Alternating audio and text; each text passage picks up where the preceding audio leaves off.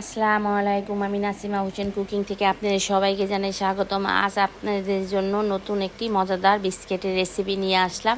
দেখুন কত সুন্দর বিস্কিট হয়েছে।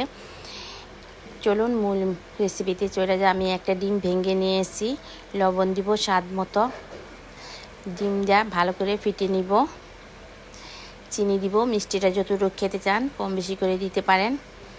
ডিম আর চিনি ভালো করে ফেটে নিব, তেল দিব, রেগুলার খাওয়ার তেল দিব 2 টেবিল চামচ। আমি ময়দা নিয়েছি, বেকিং পাউডার নিয়েছি 1/4 চামচ।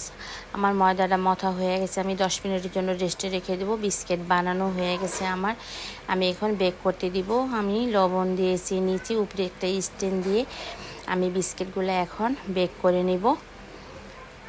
আমি 25 মিনিট বেক করতে দিব, 25 মিনিট রাখবো। চুলার আঁচটা মিডিয়াম আঁচে রাখতে হবে, ফোটাটা বন্ধ করে দিব। ভিডিওটি ভালো